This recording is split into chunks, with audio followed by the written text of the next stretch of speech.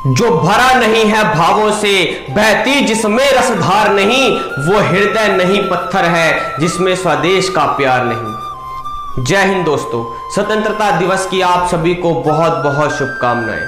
आज हमारी आज़ादी का दिन है, वो आज़ादी जो हमने छीन के ली थी, गुलामी की जंजीरों को तोड़ के ली थी। ना जाने कितने वीर सपूतों ने अपने प्राणों की आहुति दी, तब जाके इस तिरंगे को शान से लहरा पाए और गा पाए जन गण मन अधिनायक जय है।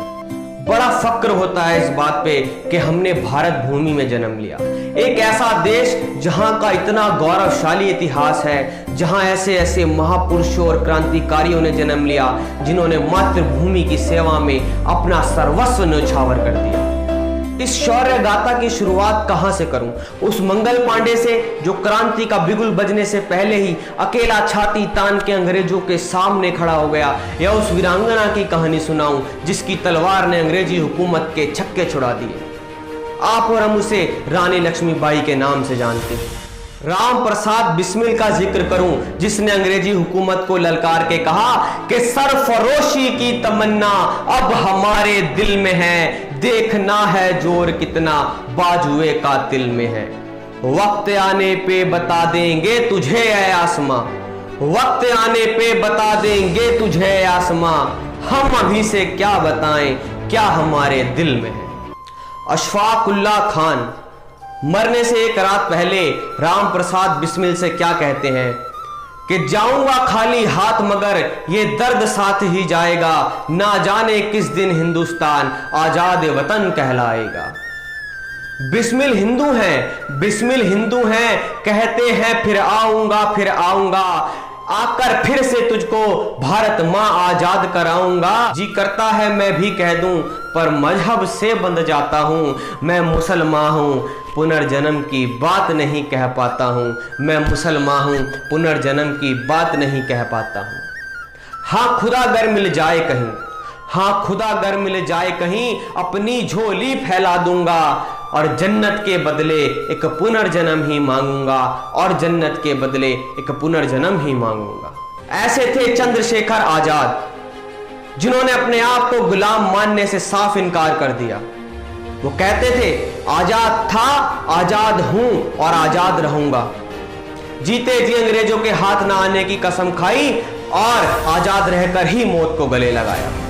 तुम मुझे खून दो मैं तुम्हें आजादी दूंगा का नारा लगा के जिसने पूरी की पूरी फौज खड़ी कर दी। ऐसे नेताजी सुभाष चंद्र बोस को जब याद करते हैं तो रोंगटे खड़े हो जाते हैं।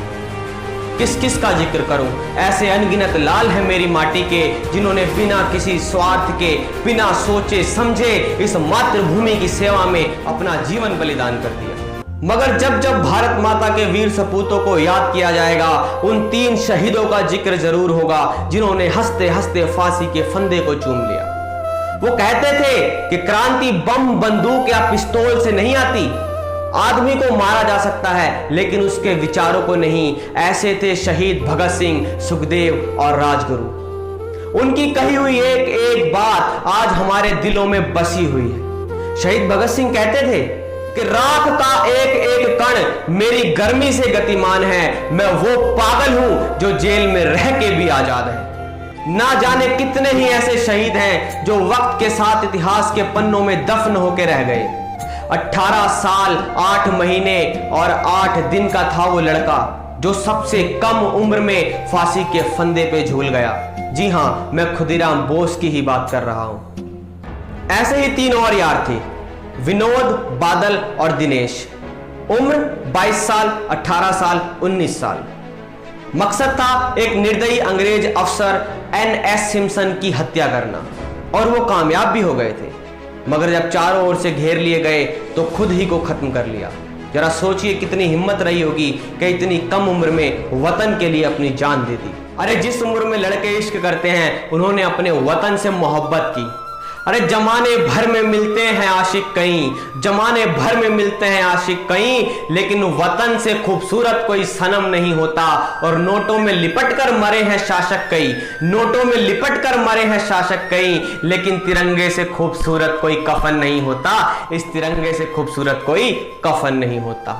इस स्वतंत्रता दिवस के मौके पर हम सब मिलकर सलाम करें उनको जिन्होंने हमारी आज़ादी के लिए अपनी जान दे दी।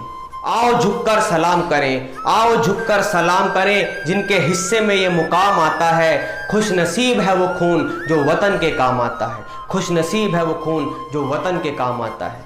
कुछ नशा तिरंगे की आन का है, कुछ नशा मातृभूमि की शान का है।